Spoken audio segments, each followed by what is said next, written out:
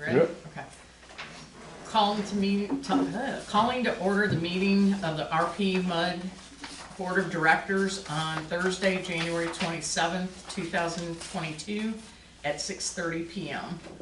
First item on the agenda is to approve the minutes of the meeting for the December 8th meeting.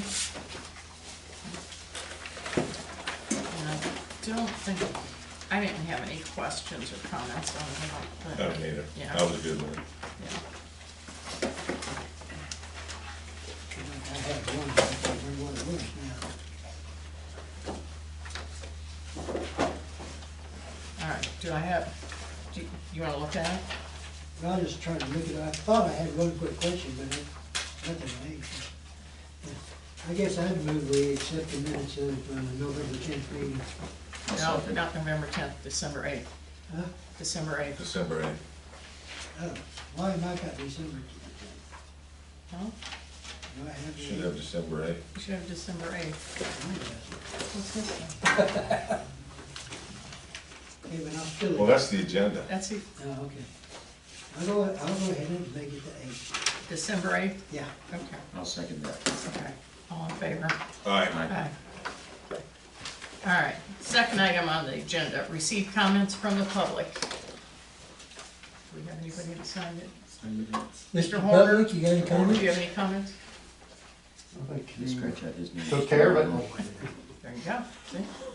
Okay, that was easy. All right, number 3, sale of 1.675 million unlimited tax park bond series 2022. I'm gonna turn it over to you guys. Sure, the first item is to open the bids and to consider the order awarding the sale of bonds, so I'll turn it over to Warren to talk about the pricing of the bonds. Okay. Good evening. These are my favorite days. This is the most exciting, some of the most exciting things that we do in my Sure. job. I hope it came out good. It came out great. Good. I'd like to start on page 4, and I'll jump back to page 3 in a minute. But we had a lot of people looking at your credit. I think there were 7 or 8 broker dealers who signed up to bid. Okay. And it's not uncommon to have a few less submit a bid. But you know, this morning bids were due at 11 a.m.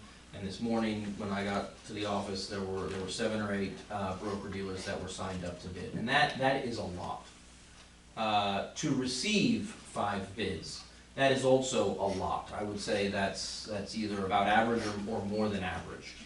And really, the reason that so many broker dealers were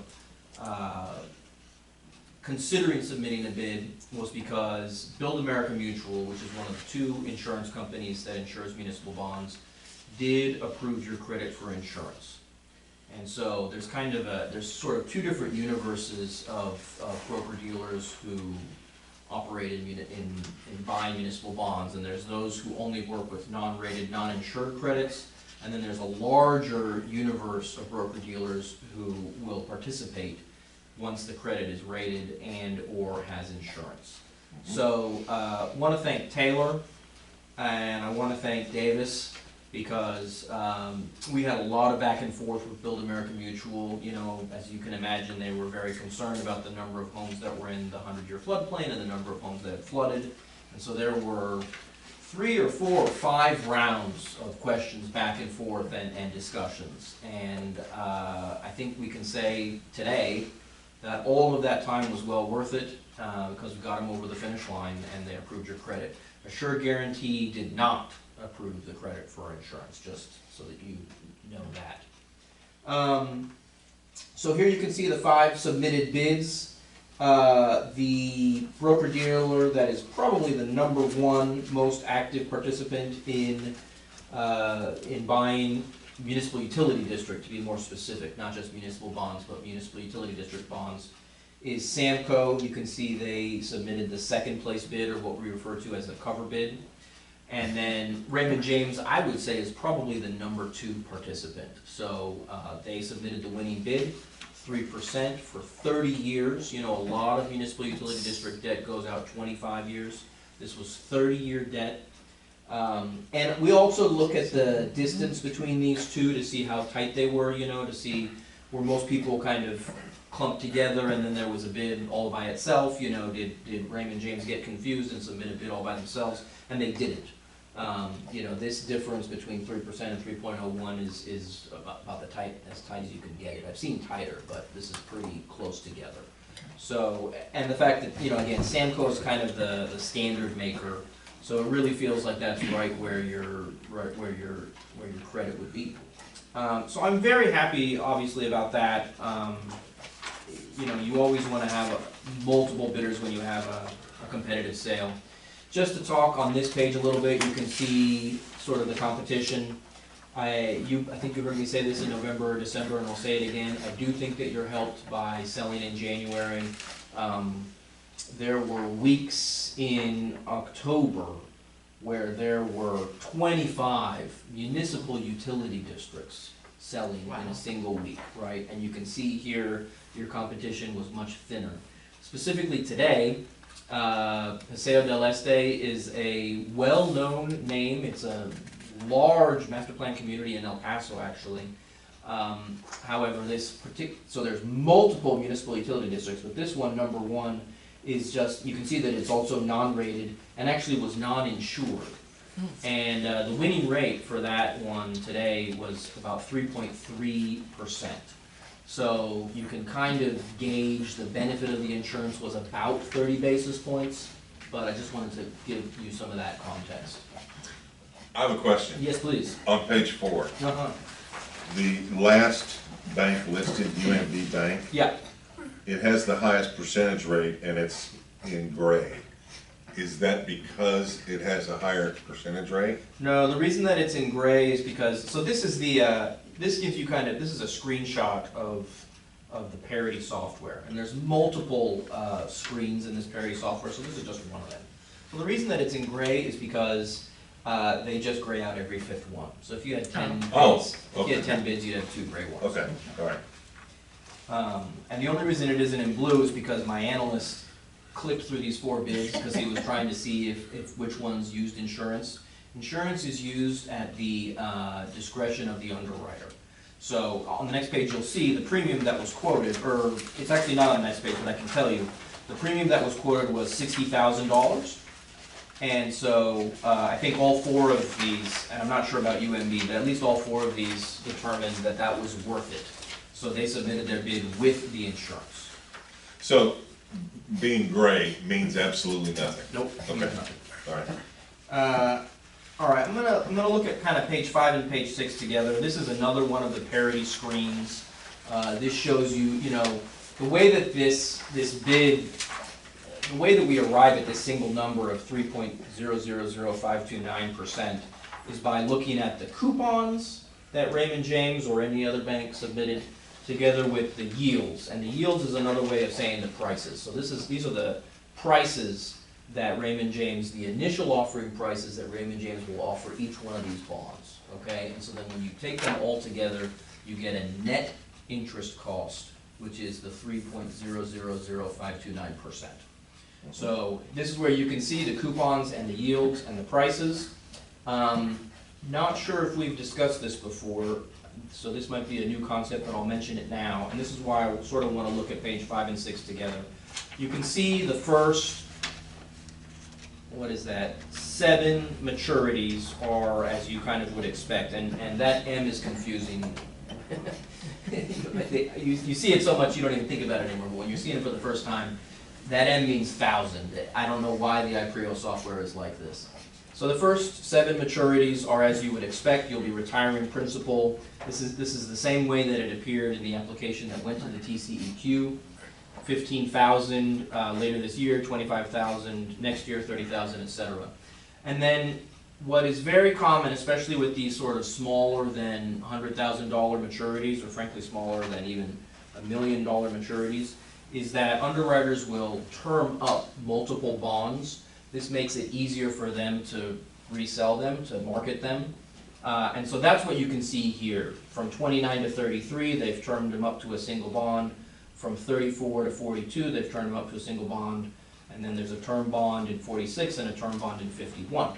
But if you see on page 6, this has sort of a minimal effect on y'all, because you will continue to retire principal every single year. And that principal will be legally and economically defeased every year on September 1st, okay?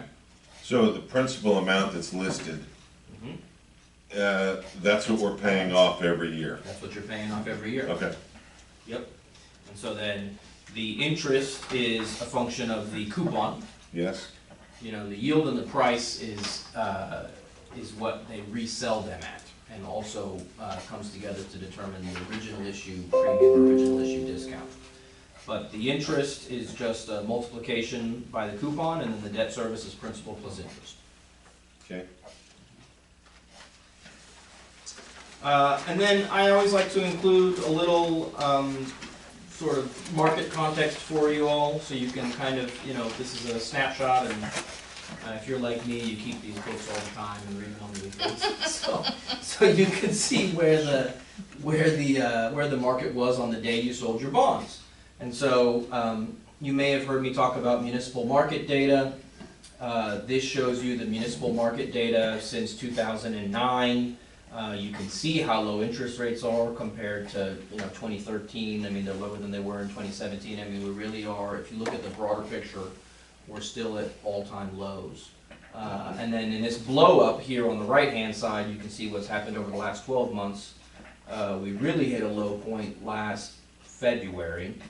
And then most recently we hit a low point kind of in the middle of December, and I think you all are aware that rates have been going up really ever since the middle of December. Rates have gone up more than half of a percentage point. So I'm not promising that if you had sold on December 15th you would have been at 2.5%, but that's the math. But we projected 5 or 6. Yeah, 5. 5.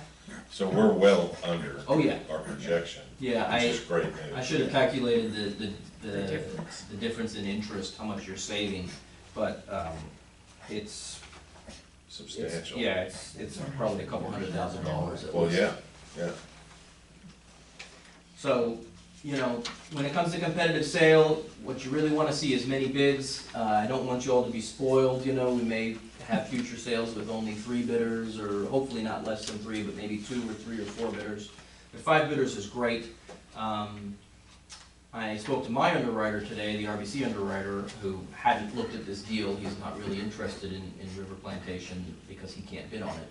But he was just sort of describing, the market is getting choppy and it's kind of moving in the wrong direction for them. So I'm happy we were able to bring this to market in January. Who knows what the next 4 and 8 weeks will bring, but he said, it's kind of getting ugly out there. I was gonna say, so not a good outlook for the other bonds that we have? Well, we're not pricing those in the next 8 weeks. Right. So, I mean, there's so much water that's gonna go underneath the bridge between now and then. Davis was just promising me that Omicron's gonna be all done in a few weeks. Yeah, and but so- you know what? USA Today's headline, what was their headline this What morning? was it? The economy's the best it's been in the last 37 years. Right, Sure. 2021, Inflation's not bad. 2021 They was were a talking great about year. the Russian economy. And, Huh? No, they were talking about ours. And so, I'm sorry.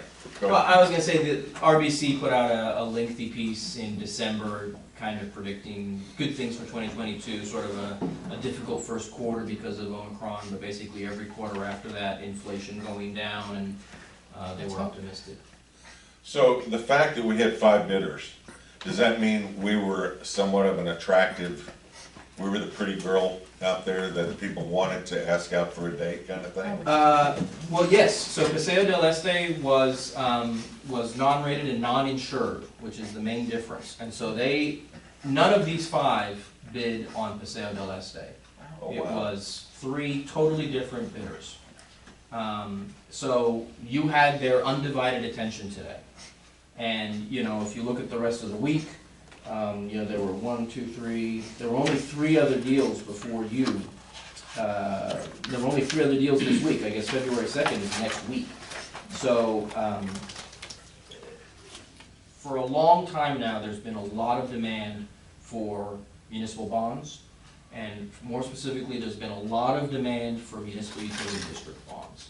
So that demand is continuing, that's still hanging in there, and Yeah, that everybody wanted your bonds today. So if we were eligible for insurance for for this bond, do they have to reevaluate for the next one? They will.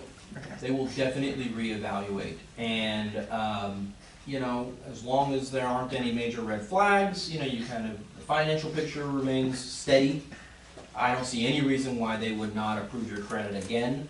I think my office is gonna continue to put pressure on Assured Guarantee, because the only thing better than getting one quoted premium is getting two. Let's get both companies to approve the credit. And, you know, what would be natural is for them to quote a lower premium to make it even more attractive to the underwriters to accept the insurance premium, so. Right. Well, and hopefully our financial picture is turned around. Absolutely. And we are operating in the black every month now. They had questions about the litigation and the flooding Right. and fund balances, and there were a number of, you know, legitimate questions, to be answered. So, I think it is a real, accomplishment on behalf of RBC, and obviously, you know, saving that lower rate, you know, results in pretty significant savings to the taxpayer. Yeah. Right. Well, thank you, Lauren. Thank Yes, you, thank you. Taylor. Thank you, Davis. Appreciate it. Thank you. So, Good, Terrific work. yeah. So, So now we're gonna get writer's cramp, right? that's Once right. once Davis runs through his thing, I'm gonna Oh, notify that's the all. underwriters once you make your award. Is that who we're doing, Raymond James? Yeah, Raymond Okay. James. So the first item, and we can address these, together, and y'all just let me know, right? Because I know I emailed you all of the documents to review in advance. I now have them, all of the blanks filled in with the information. You know, when we sent you the documents, we didn't know that Raymond James was Right. gonna be the low bidder, or what the the interest rate interest was. rates were, or whether or not they were using insurance. You know, that basic information has been filled in. So the first item is to consider awarding the sale of the bonds. The next item is the bond order, which is that kind of core issuance document that we sent out. And what the bond order does is it really memorializes the terms of the official statement that we distributed. It is really the document that issues the bonds, right? So it creates, most importantly, the obligation of the district to levy a tax to pay the debt service on the bonds, right? So when you issue unlimited tax bonds, you agree to issue a debt service tax that is sufficient to pay your debt service on the bonds. And so whenever we consider the tax rate every year, you know, Lauren or someone from RBC will be here to present a recommendation on the debt service rate. And so they'll actually go through and kind of model your debt service over the life of the debt and make a debt service tax rate recommendation based on your value and the outstanding debt and the fund balances that you need to maintain on an annual basis. And it would be a separate line item as a tax? That's right. So it'll be two separate taxes now. Right. Your maintenance and operations tax, which you levy Everyday now. tax. That's right. And then your debt service tax. The reality is, when you see other taxing jurisdictions, your taxpayers, I mean, it will be, there are two separate taxes that you are levying, but it is a combined rate that, you know, shows up on a county tax bill, right? So when you see a school district tax rate, a portion of it is maintenance and operations rate, and a portion of it is debt service, right? But they don't separate it. That's right, and yours won't be separated, but you will technically levy, when you adopt the rate, you will adopt two different rates for a combined rate, if that makes sense. Yep. The next item is the official statement. Remember, we saw the preliminary official statement and kind of discussed it last month. That was the offering document. In that document, there was the notice of sale, and then there were a number of blanks, right? And again, similar blanks to the blanks that were in my documents until today, which were, you know, we may have insurance. Now we know that we're gonna have insurance, right? We know who the buyer of the bonds is. We know what the interest rates are. And so that information will go into the official statement.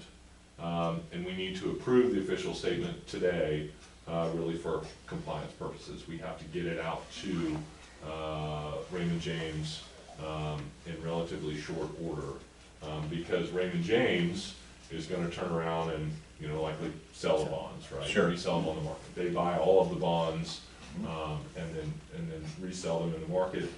The payment agent is Bank of New York, and so when you make debt service payments, you will make the payments to Bank of New York, and Bank of New York in turn will pay the bondholders, right? So you will write a check on, you know, twice a year to Bank of New York, and Bank of New York will, you know, pay the bondholders. These are all electronically registered, and they'll be responsible for that kind of administrative aspect of it. You can obviously imagine it'd be impossible for you to keep track of who all the bondholders were in the open market on a you know, on a regular basis. Right. And then we have an item E that is for certificates, resolutions, and orders necessary to deliver the bonds. Those were all included in your packet as well. And those are what I'll call compliance documents that are necessary to obtain the approval of the Attorney General.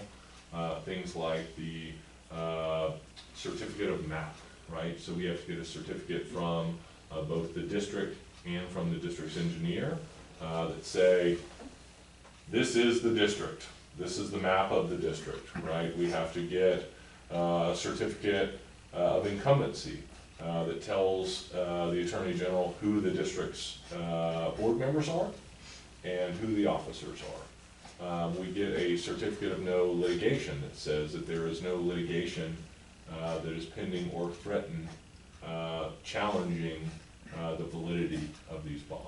Obviously, you have the litigation associated with the acquisition of the site itself, but no one is challenging whether or not you can legally issue these bonds, if that makes sense. And then a general certificate, which is, you know, much as it sounds, general information about the district and compliance matters. So, does anyone have any questions on the documents? There'll be a quiz after the. I'm assuming that, yeah. So Raymond James is gonna take possession of all of our bonds. So They're gonna have the big wad of $1.675 million worth of bonds. right, they are the single purchaser, and so the way the process works is we approve the documents for the sale of the bonds today. Mhm.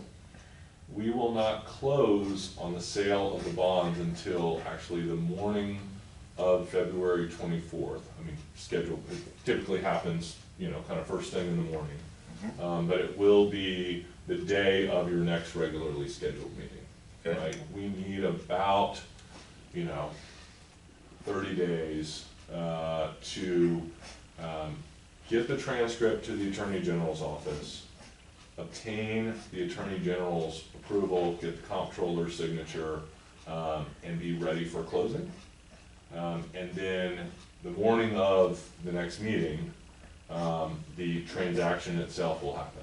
You know, you'll get the wire, the cash will come into your accounts, and Raymond James will then be the owner of the bonds, right? Until that time, we'll hold the good faith check. You know, then we will, you know, move forward with the use of the proceeds and everything. And that's really the reason why we set it up that way. Because just with everything that was going on, I thought it made the most sense to close the morning of the meeting, so then you could consider the use of those proceeds for purposes of the settlement agreement at the meeting that evening. So Paul's here to talk about that when we get there. So. That's exactly what I was looking for. It's like we're buying a house now, essentially. We're waiting to close on the deal, and we've got a certain amount of excitement, and let's get it done. And February 24th is our target date now. So we've got something to look forward to. That's exactly right. My expectation is to come to you on the 24th and say, Lauren and I will say we successfully closed this morning, and then we will be ready to address the settlement matters and the use of the proceeds. Okay. Yep. But we do need, in order to sell the bonds, and Lauren's sitting here patiently waiting to let the underwriter know, we do need to approve the items included in A, B, C, and D. A, B, C, D, and E, as reflected on your agenda and distributed to the board prior to the meeting, and as I have here for your signature today. So we've done Do A. it individually? Yes, I think that'd be great. Okay. Do I have a motion to open the bids and order the awarding of the sale of the bonds? I make that motion that we open the bids and award sale of the bonds. Do I have a I'll second? second. Okay. All in favor? Aye. Aye. Aye. Okay. B, approve the bond order for sale of bonds. Do I have a motion to approve that? What's I'll make that motion. Order now again. That's the document that is kind of the core structure of the deal. That's the kind of longest document in your packet, and most importantly, creates the obligation for that unlimited tax. It memorializes the terms of the official statement. I'll make a motion that we approve the bond order for sale of the bonds. I'll second. Okay. All in favor? Aye. Aye. Do I have a motion to approve the official statement? Did you get that? I did not get anything. Okay. I'll make a motion that we approve the official statement. I'll second. All in favor? Aye. Aye. Aye. Yes, if you would, please. Okay. Use my other one Okay, until I make sure the MUD email it. okay, okay. Approved, do I have a motion to approve the paying agent agreement? Bank of New York, I make a motion that we approve the paying agent. Second. Okay. All in favor? Aye. Aye. And E, approve the certificates, resolutions. Do I have a motion to approve the certificates, resolutions, orders, and all documents necessary to complete approval, registration, and delivery of Series 2022 bonds, and authorize the president, the secretary, and consultants to take all actions necessary to complete approval, registration, and delivery of the Series 2022 bonds? I so move. I second. All in favor? Aye. Aye. Okay. Okay, Okay. You're We're good? good. you're good. Okay. Congratulations. All right. If you have your signing hands ready, I wish Gerard, let's see if we'll get it figured out. Oh, yeah. Can we have Mark, well, Yeah. as the I assistant? think we'll just go ahead and have Mark sign, but I probably may need to talk Okay, tomorrow to get some more okay, stuff we signed. Okay. Figured out. Okay. okay. You want us to start signing now or at the end? I will Or tell throughout. you, We need to there's a start lot to now? sign. You can wait till the end, you can sign during the meeting, however you prefer to do it, so. Why don't you start one of them at one end and one of them at the other end? It's really just president and Oh, secretary. it's just us. Great. Richard, can I borrow a pen? Does it have to be blue or black? Oh, that's right, it's gotta be blue, okay. Blue would be great. I have another blue pen right here. Okay. Thank you. All right, so can we continue on while we sign? Okay. The next item on the agenda is the engineer's report. Taylor. You're muted. Hey guys. Okay. Yep, I'm getting there, sorry. Hey guys, so nothing really new to report. Everything was covered on the recreational bond. The WS&D bond received Davis's comments. Lauren was gonna wait till the bond sale to get me his financial section back. So once we have that done, we'll get authorization to submit the bond, and that will be underway at the TCEQ. And we'll kind of start this whole process over again for the WS&D bonds. But we're hot on the heels, ready to submit it soon after these bonds are sold. The only other thing I have to update is the annual stormwater management plan report is underway, and we'll be ready to submit that prior to the March meeting, which is due at the end of March. So, just staying on top of all that stuff. Nothing else to really report on. Okay, All right, that's good. That Thank you, means sir. nothing's wrong, Thank you. so, okay. Okay. Do we have to date these? while we're Oh, signing? no, you don't, we'll date all the documents. Okay. So, can I make a suggestion that we move I think that's a great suggestion. Mark I to wasn't the- very nice to up, Mark so- on it. Yeah, so we don't have to sit here all night? Yeah. Mark, I only see we're you gonna guys look once at the a year, audit so, report. thank you. I only see you once a year, so I don't mind waiting.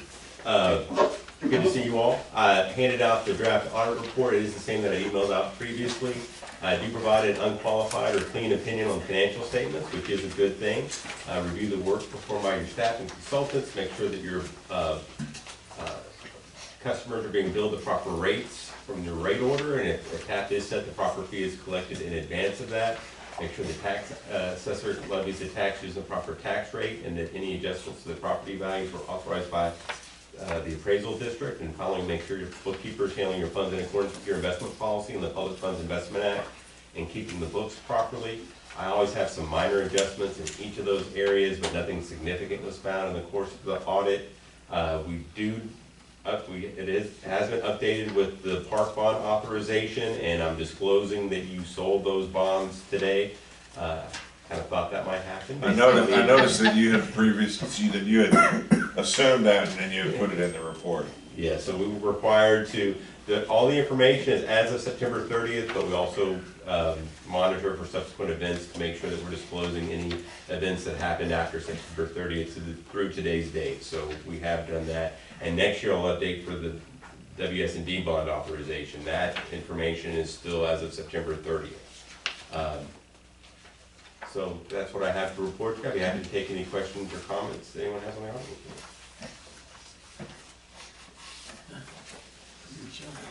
Good. I would point out, since we have some fairly new board members, that on the very back, one of the audits are not fun to read, but one of the most useful pages is the next to last page, which is a 5-year comparison of revenue and expenses. In capital outlay expenditure, I typically will take that out and kind of look at and see and assess how well the district is doing, because that can be something that you've been waiting 25, 30 years to do, and finally you're doing it. So the year that it falls in is kind of happenstance.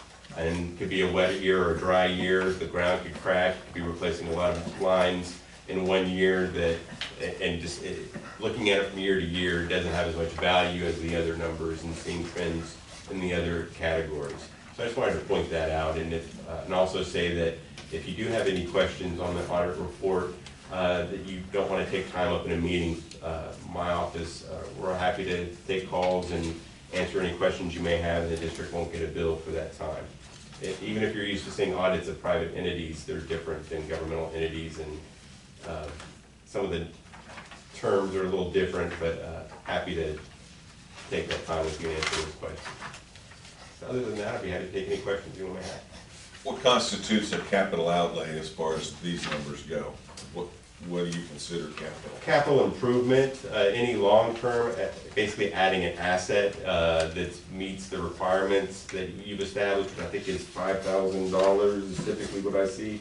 So like an individual meter, I might term it as capital outlay because it's not a repair and maintenance item, but I don't add it as an asset to your asset schedule because the individual cost of a meter is less than that $5,000 threshold. Okay.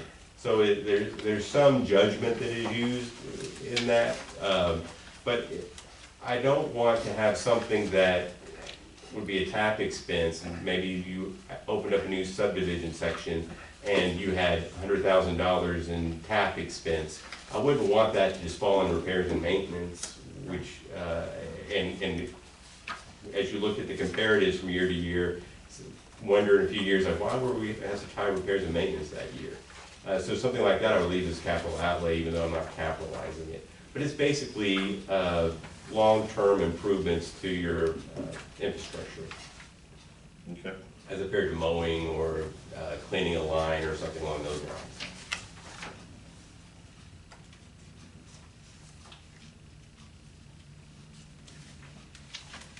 Do we make a motion to accept the audit report? We do, and need to authorize its filing. Okay.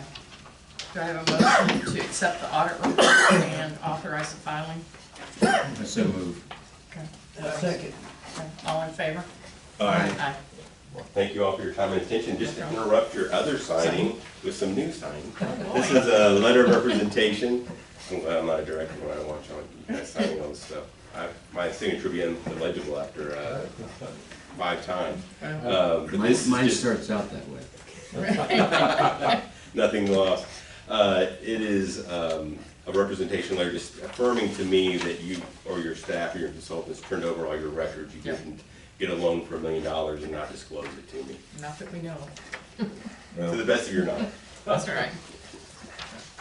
Okay. Did you want this, Richard? Let's see, let me get that back in order. Okay, bookkeepers reports. I did have a question. Yeah. Excuse me. Davis, did you bring a copy of this annual filing affidavit for her to sign? I did. You did? Yep, Oh, yep. Is it in here for her to sign? Yep, I got it here, or we Okay. can sign that one, or we can sign both. No, this is last year's, I was just Oh. keeping it as a reference from you. So right here, thanks.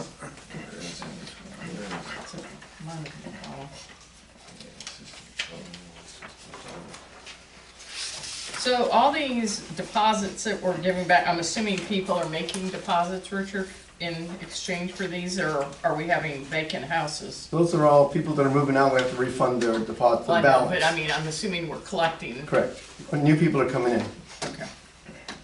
Does that show up as, on the ledger as the deposit? Yeah, it comes in, it's in their system's totals report, it shows the Yeah. totals deposits. Okay. And it's reported as a liability in your financial statements. Right. You'll owe that money back to them potentially if they meet all their requirements. Yeah. There was something I was looking at, I can't find it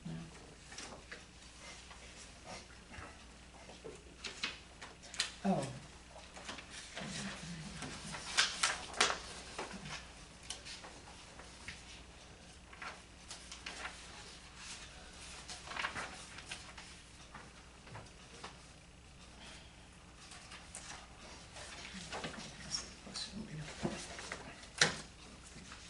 Okay, do we have any questions on the bookkeeper's report?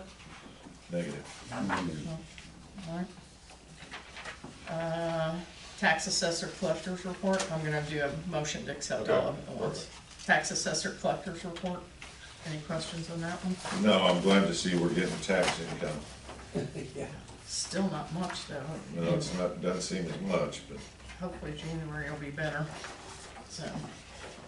But, okay, any questions on the tax assessor collector's report? no.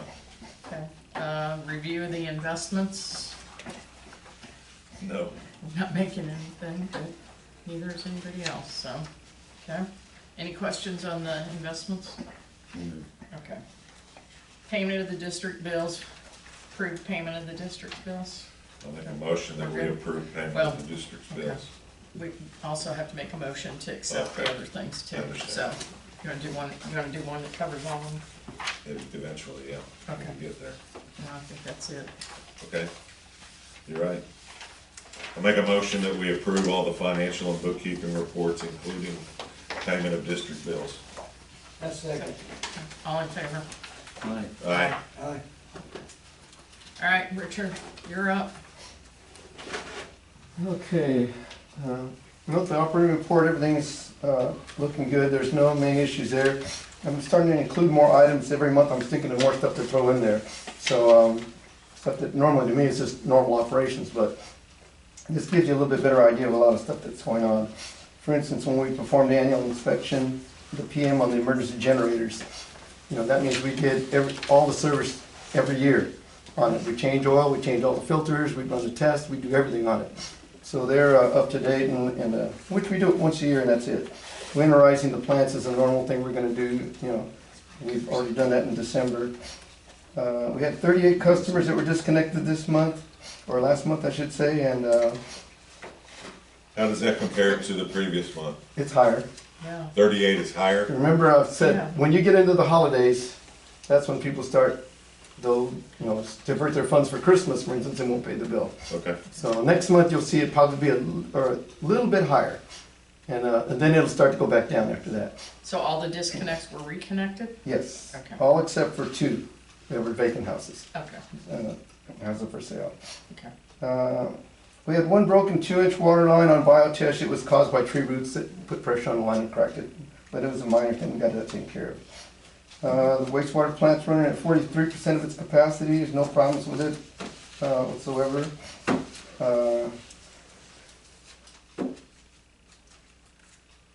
The rest of the systems are all doing fine. No problems with sewer lines or anything, so we're good on that. Also, your systems totals report's in there. And you see that over 50,000 has gone down now. Yes. One of those was actually a broken line. The one was. One of these and this one here was So actually, we had none over 50,000? it won, One. yeah. Okay. And it was unfortunately in the poor guy's house, so, but, Really? yeah. But those ones that are between 40 and 50 are really pumping out some water. Mhm. I mean, you look at their average is probably like, what, 48, 49? Mhm. We'll go down the next month again because of the weather conditions, so we'll be okay. And I also included you the annual system totals report. That gives you pretty much a picture of everything that went on throughout the year, what plants were producing, how much they produced, the overall of the wastewater treatment plant and all the irrigation systems and everything. And it's well within range. We're actually below our annual pumpage. We went down even farther this year than last year. So, of course, Lone Star groundwater likes that, but we're still way below our average and we're doing great. And that's all I got on that. I got some questions, but I don't know if I need to do it now or if we need to do it in new business. Can't be new business. Okay, can't be new business. No, if it's not on the agenda. I'm wondering, I have some questions. I'm wondering, are we monitoring the wastewater levels for COVID levels? No. That's Are we a, worried about COVID in the wastewater like the city of Houston is, or? I think they're doing that to find out how many cases. right. Correct. Yeah. They're not only doing it for cases, they're also doing it for locations based on where their results are. They know that that's the area that they need to concentrate on. Okay, Us, we've got just River Plantation here, and our flow is way below 1 million, so we're not even required to do a number of tests that other districts do because we're below that 1 million mark. Yeah, I will say this has come up a lot in meetings recently, and I think it's a really good question. The Harris County, the health department has gotten some federal funds to do testing, and they've been testing city facilities. There are some facilities that have been tested, but are being tested. But it's a kind of a program where they request access to the facilities. So it is not, I don't have any clients where they are having their own operators perform the testing, but have been approached by the city or health department, with a request for access to kind of monitor the area as a whole, if that makes sense. okay. So we're not big enough to need it, or all of our functions are in one location, so it's not gonna be something where they can monitor different areas of RP. That's correct. All of our districts, both the districts, flow to the one plant, and that's it. Okay, I'm not aware of a Montgomery County. And what Nobody, difference would it make? nobody in Montgomery County that I'm aware of Well- is doing it. I think the difference that it makes is it allows us to see if there's a trend. If we're seeing increased numbers of COVID germs in the water, then we would know that we've probably got more serious issues in RP than we think we do. Wouldn't that be right? I think that's very possible. I have been in some technical discussions that I'm not qualified to regurgitate, and I think that there is some complexity to the testing and the sampling Right, and how right. plants Okay. work and all that kind of stuff. Okay. That lead some people to believe that data is useful for a kind of a very limited purpose. But I think that there are, probably a lot of different opinions about it, if that makes Okay. sense. And again, All right. maybe Yeah, Richard might be. I agree, and Okay. and I don't know the cost of that test or the requirements for it, Oh, I don't either, you know. so, But again, all of our clients who have plants that have been tested have not been tested by the district, they've been tested by a county health department or some other Okay. Right. kind of regional entity that has requested access to test. They haven't been doing the testing on their own, okay, so. all right. Second question for Richard. Leaf cutter hands. Yep. You're aware of the damage they're doing on the Charleston area and other, Well, we already treated some sections, but what are we treating with? Because there's. I don't know, I do that, our exterminator company does that. I don't know what they're using. Oh, we have an exterminator company taking care of it. Yeah, they've already done all plant 3 and the hillside over there and stuff like that. Down by that hole down by the entrance they did. For leaf cutter ants or just ants? No, leaf cutter ants, that takes a specific treatment for that type of Correct. ant. Okay, all right. And last month, we talked about, is that on here? No. Last month, we talked about getting some equipment to work on the ditches, but you had weather issues and availability issues of equipment. Yeah. And I'm wondering what the status is this month of that same topic. The 3 rental companies that I called, none of them have the equipment in-house right now. They're all out. Everyone, all of a sudden, some of the COVID stuff is starting to release and their equipment is just gone. When you go drive by Sunbelt over there, 3/4 of their entire rental fleet is off the lot. You know, I'm on a list to get the little Bobcat. You're on a waiting list, I'm on a waiting list. but people are going around you or what? No, people have ordered ahead of me, and we gotta wait for them to turn the equipment back in.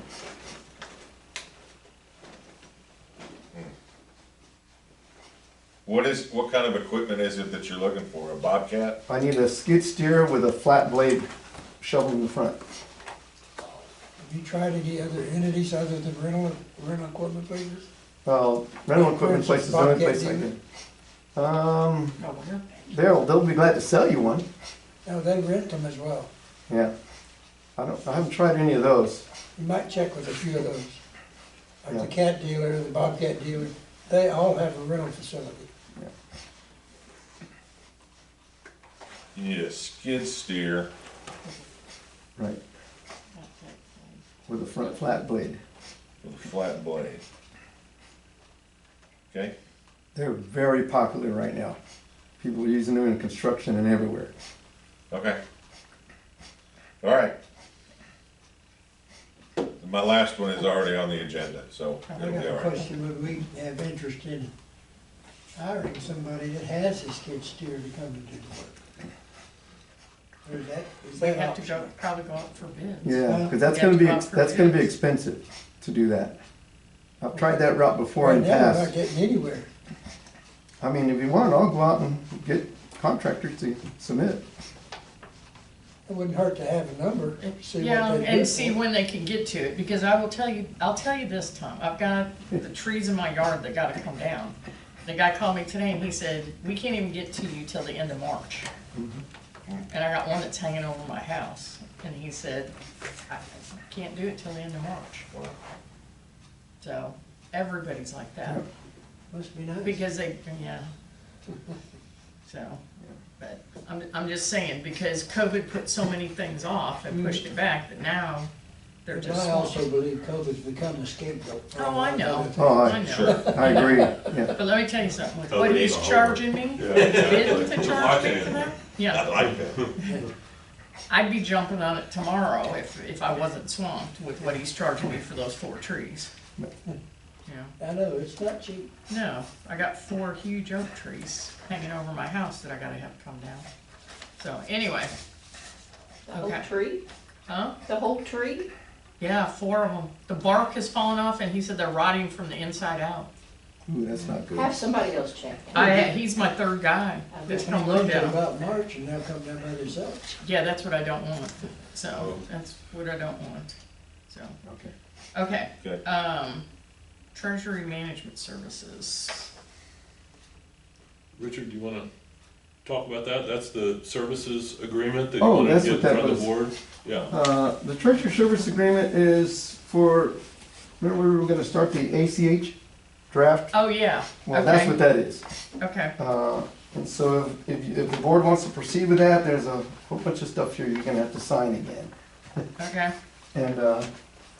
And that way we can get that started. The software and the system is already in, Okay. and once we get So we this just have to approved, approve it. we have to approve it, you have to sign it, and then I can have her move forward on the bank side to issue all this codes that we need to put in our system. That's for the ability of the customers to pay a check online. No, that's auto draft for the customer. Oh, this is auto draft. Right. Oh, I like that. You mean I don't have to pay you 6 months ahead at a time and then? You wait just for give it us to the go through? authorization, we'd be glad to set the money out of your account. Okay. What's the cost to anybody? I don't know yet, that's what I'm trying to find out there. She said there's a minimum cost for it because of the way our system, what it does is it creates a file and we send the file to them and then they process it. And send it through. So, how much do we collect on average per month? If you look Because, at the did you see online the accounts. limit? The daily limit? Did you see what that is? Yeah, it's not. It's not that- much. No, it's not that much, and I picked a low number because it's a cheaper rate. But we're not gonna get close to that. I mean, You don't think even so? on the online accounts, we only got like roughly 95 people that use that every month. ACH though is very different to me. It is. I mean, but I would use ACH before auto debit before I'd ever use online. I was gonna say, and this only gives us $3,000 a day that we can, No, there's a higher number in there. it says daily limit, 3,000. I can get that changed, but, no, it'll be fine. Can, We don't get that much even in Paystar in a day sometime. That's more toward the end of the month. I thought well, she yeah, put- around the 14th. Yeah, right, Yeah, exactly. when everything's Yeah. I done. thought she had put Yeah. 5,000 in there, or, No, it's 3,000. Can I raise my hand and ask somebody in the audience to help us explain the difference between ACH? Georgianne, do you know the difference between? ACH would be auto debit from somebody's account. Online banking does the other. I mean, that's where somebody goes in and has to type out. They have control over it. right. Okay, The other, the bank, once you've authorized it, the bank just automatically does it. ACH, the bank automatically Right. does it. And you provide the bank a file every month that says how much, you're supposed to auto debit those accounts. If it helps to understand better, it's, the online is something you initiate to pay Yeah. the bill. Okay, The You have ACH control over is, that. we're gonna take it and you gave us permission to take it every month. I like That's the that. difference. do I have to tell you every month how No, much? you only have to fill it out You just one sign it time. one time. You One sign the time. thing and we put the codes in the computer that you authorized us, and every month it'll automatically draft. It is so much easier. But when you give them the data, they should tell you if your limit's not Can I sufficient, borrow your right? account? That is number? I correct. wanna use Okay. this. Yeah, they can tell, you can also set your limit, what you wanna do, he's right. Sure, So And if we- usually, Oh, go ahead, no. usually the charge is based on what your balances are and Right. transaction amounts and all that. So it's real hard to determine a That's right. cost per, And Oh. it's just like when you're paying a credit card, if you pay over $100, it goes to $3. If you're under $100, it's only $2.50. But it's but I a, think it's something you have to do Offer, with it, yeah. yeah. And And It's a quick call. it would stop our disconnects, probably most of them, or a lot of them. It will definitely Only help the ones that. sign Well, up. that's one difference between the online payment and the ACH, is the online payment, you're just authorizing the bank to mail a check out. Right. That's right. And it could It could take get days. lost. Right. And the person who initiated it thinks, well, they got paid instantly. Yeah. by That's ACH, right. Yeah. And Yes. that leads to some confusion and upset So customers. ACH is instant? It's, It's, Yeah. as soon as we send the file. Within a day, I would think. Yeah, actually, what we'll do is, we've already established, we will send them the file on the 5th of every month, and it'll be paid on the 2 days after that. Gotcha. Okay. So my question is, what happens if we go over the $3,000 daily can limit, just- like on the last day of the We month? can just increase it, she said. Okay. Okay. Yeah, definitely. All right. Do I have a motion to proceed with the ACH process? I'll make a motion, we accept the ACH process. Do we have a cost yet of what it's gonna cost? That's what I was about to say, is you say a minimal fee, are we talking $1 a person a month, or are we talking? Yeah, it's something minimum like that, it's not a lot. where do you Mr. bank? Horner Well, has a question. I thought she put it in there. No, she didn't. My wife does all the bills, and she has problems with the companies pulling the money out of the bank. The She ACH said, version? You don't have control, you have control Right. of the money that you're withdrawing, and she said, once the money's out, then we gotta fight you to get it back. But she Understood. doesn't have to sign up for it. Right, but I don't know what the rest of RP would Just do. Now, if you're another on that and everybody doesn't like it, you didn't get any use out of it. I use it on everything. I'm a So if you banker. wanted to use it on the mud, and you got suddenly a $500 water bill, and it sucks $500 out of the bank, Yep. Yeah, and you wanna fight that water bill and say, it's not my problem, I didn't have a $500 worth of water, Then we write him a check back. then, Correct. Then That's, you- that's what you I would would- personally do, is I'd review each case and say, okay, I can see right here, according to our records, you owed us $50, but they drafted 500. right? So we'll go ahead and, credit back to the account, and then we can always mail them a check. Here is the fee Okay. schedule. Okay. Did you find Oh, okay. $1? it? Yeah. Well, 25 free, I guess, or 20, is it 25 free? And That's, then, I read that as 25, you get 25 for your first dollar, and That's- then they're 12 okay. cents Okay. thereafter. okay, okay. So- That's not bad. if you keep large enough balances, it could be free. A lot of transactions. Well, we're working on it. We're trying to get there. We're trying to get there, okay. So the first 25 are $1, and then 12 cents, that's not bad to collect our money faster. No. And to make sure we collect Instead of bill pay and mailing it and hoping it gets there in 5 days. And- Or the Well- disconnects. You're not gonna have 500 customers Oh, sign up no. to use that, Uh-uh. but it'll be valuable to someone and they'll have the option to use it. Right. Right. So. I agree. We Okay, don't even have five. I make Yeah, a we do. motion, did we already make a motion? 900, we have I think it that was 940. already seconded. We have 940. That's right, we got 944 customers. I don't know what it I was. make the motion that Some we of those- accept the ACH program. Do what? Or it might eliminate some of the people who move out and leave you 3 months of, Yeah, that's true. Yeah, but those are mostly renters, so. Yeah. I second the motion. Okay. All in favor? Aye. Aye. Aye. All right, The Richard. problem with that. Sign that and I'll people send it that back to move her down are not and gonna get it be on started. that program. Probably, Still probably. be a bank. Davis, I've stolen. very good seeing you. All right, No Mark. problem, you can Have a hang safe on trip to back. that, Because that I'm gonna copy. need Okay, it. thank you, Mark. You're welcome to hang on to that. Oh, this? Oh, No, that's gotta go back to That's- the other. That's Okay. Richard's version, but he sent me That just becomes another option. the other document that had the fee schedule into it. Oh, okay. and Oh, got you're it. welcome to hang on to that. Okay. That's what happened to Well, that. this will just become another. Well, I just option. printed, you sent it to me electronically. Yeah. Printed it out. But I forgot to print it out. Oh. That's why I went, I didn't know what the charge was. I thought I saw it Richard, I somewhere, got but a question. This doesn't preclude any of the current options, it just adds another option. Correct, that another is option. correct. Yeah, that is where I was waiting for you guys to approve this, to take that one with the election on the web out. That's where I'm gonna put to sign up for the ACH. Oh, we also use that, we have that e-blast that we can use for stuff. We need to start using some of that stuff. It doesn't cost anything to use it. But I'm gonna change that one take that election part out and sign up for ACH. And I'd like to get some results. I'd like to- I was gonna say, we have 9, and then we added investment policy is 13, but it might Move it. make sense to do 9 and then 13. Okay. Okay.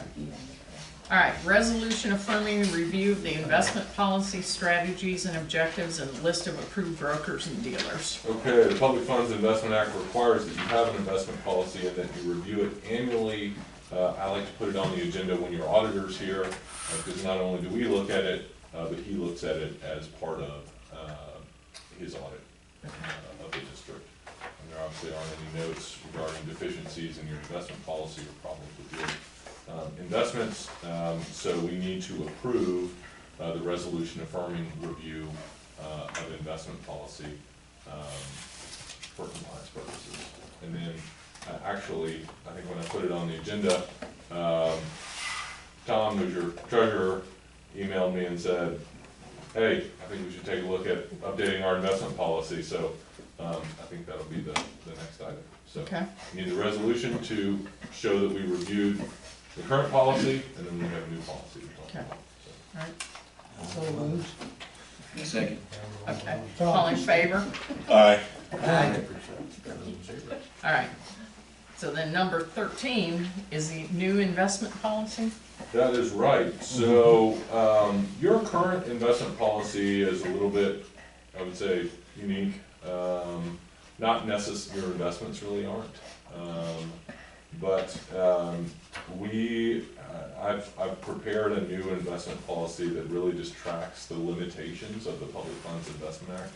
So 2256 of the Texas Government Code basically is a statute that says you can invest in this and you can't invest in that, right? And so your new investment policy allows you to invest in the investments that are permitted by state law, right? So it will not need to be changed unless there is a change to state law, which we will monitor. And you obviously review your investments on a monthly basis. You direct your investments at a board meeting, and your investments are, Tex Pool, Texas Class, Techstar, similar funds, maybe CDs at some point or something like that. But we're not talking about. I don't have, yeah, exactly right. I don't have any clients Let's hope. that are testing the limits of the Public Funds Investment Act, because that obviously wouldn't be smart. So do we need to adopt a new policy? But I move that we accept the new investment policy as written. I second. All in favor? Aye. Aye. Can we move a couple of things on the agenda? Oh, yeah, sure. Okay, let's, adopt the order for the election of the directors before the park rules, because I think park rules are gonna involve a discussion. Sure. Fair enough. All right, so so is there a resolution we have to read or anything, or are we just? Yep, I have an adopt order for calling the election. Joint election agreement? That's right, and the joint election agreement, Montgomery County, so this would be another joint election with the county. And just let me know if you have any questions. There's an election services agreement too. And the election is on That's May? right, that's right, they are both The with, second? they are both with Montgomery County, Okay, first Saturday. first Saturday in May, okay. So just as we've done with the last couple of elections, in the event we were to have a contested election, it would be a joint election with the Seven. county. Okay. Voters would vote, in the same way they'll vote for anything else that's on the ballot. Same locations, all that good stuff. You will be responsible in the event of a contested election for your pro rata share of the election costs. That will largely be dictated by the number of entities having elections and obviously ultimately what those costs end up being, so. And when are I said ballots, applications due by? An application for a Deadline? place on the ballot is due by February 18th. February You have 2 more 18th. days to file as a write-in candidate. Okay, How many positions? Three, Three? three. Who's up? Mark, myself, and Tim. Okay. Richard, can we get something, or somebody, whoever's gonna be in charge, can we get something posted on the website stating that we have an election coming up on May 7th? Yeah. The, I think it's application for, it's Deadline. not on there. It's on there somewhere, I saw it. Well, it wasn't on there Friday. I'll make sure, I'll check on it The, tomorrow. the deadline for the application is February 18th. 18th? 18th. We have a notice, that we, sent to. Yeah, it's on the that window. Richard has posted up here. Yeah. So maybe you put that same notice Yeah. up unless you think that there's more. Cause that's just 3 weeks from now. Yeah, I know, that's why I'm saying we gotta get it I think what, out. last election we had 7 or 8, Yeah, a lot, so. yeah. We've had the notice posted up where we The notice- post the meeting notices for a Yeah. few months. So. Yeah. Okay. Can I ask one more? Uh-huh. On the board, how many meetings can you miss? Or, I mean, are you required to go to so many? I believe it's half, but I'll leave that. I'm just curious. Let me say that you are not required by law Yeah. to attend the meetings. There is a process by which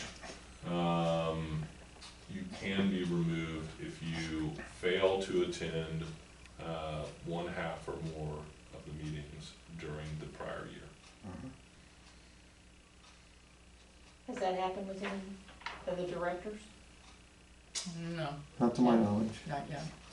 I'll probably come as close as anybody. Yeah, I was gonna say, you probably did a couple of years ago, yeah. But- but- Okay, yeah. So we need to adopt an order for election. We have to call the election, and so what we'll do is, you know, in the event we were able to cancel the election and, you know, save that money, we'll notify the county as soon as possible. If we have a contested election, we will, go full steam ahead. So do I have? So we won't know until February 19th. Right, You won't know If we have- until, That's what you know. you know, February 18th, you know, 5 o'clock on February 18th, if you have someone else on the ballot, and it'll be the next week, and whether or not someone files as a write-in candidate. But you also- Generally, Oh, if someone okay. files. So when we have our next meeting, we will know if we're gonna need an election or not. no, because the write-in is the next week, or Gotta check the the write-in write-in is the date. next day. The write-in The can't, day and is after it our the, meeting? wait, didn't you say the 25th was the last day to remove? 24th is your next meeting. The write-in, we just don't have very many people file, Write-in. as write-ins. It's 23rd, 24th, 25th, something like that, Okay. to file as a write-in, so. All right. It's tough to get elected, filing as a write-in, so we don't, I don't wanna say it's never happened, but we don't see it very So often. we should have an idea on the 24th. So, okay, so do I have a motion to adopt the order for the election I directors? so, I so moved. Okay, do I have a second? Okay, all in favor? Aye. Okay.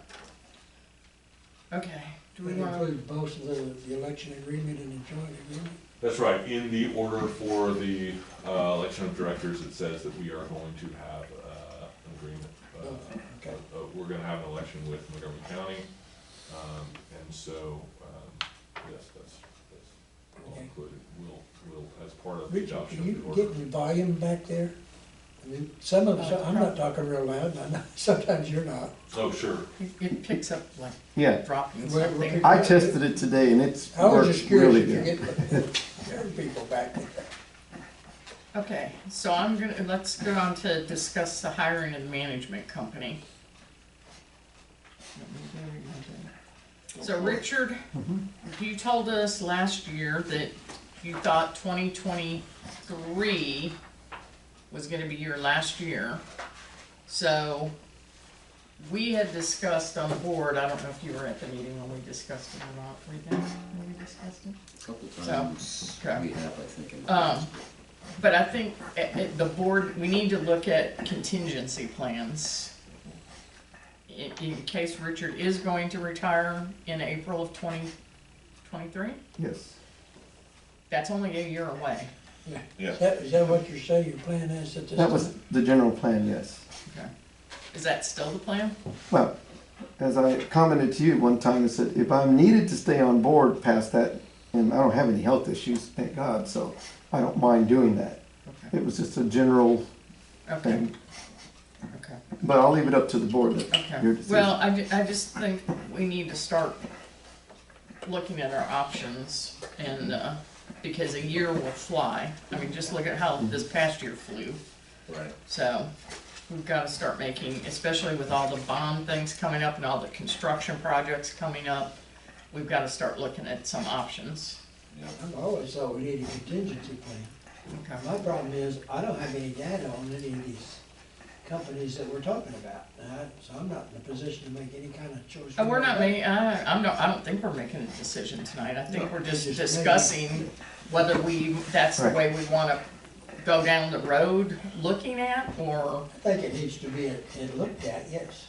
And again, I'm already preparing for a lot of it. A lot of stuff I let Davis and those guys handle now, and other companies, accounting, little things I'm just shifting off to them because I know that a management company won't do those things. okay. So I'm eliminating a lot of stuff already, so the transition will be pretty smooth. Speaking of, is the bookkeeping company still gonna keep doing our payroll?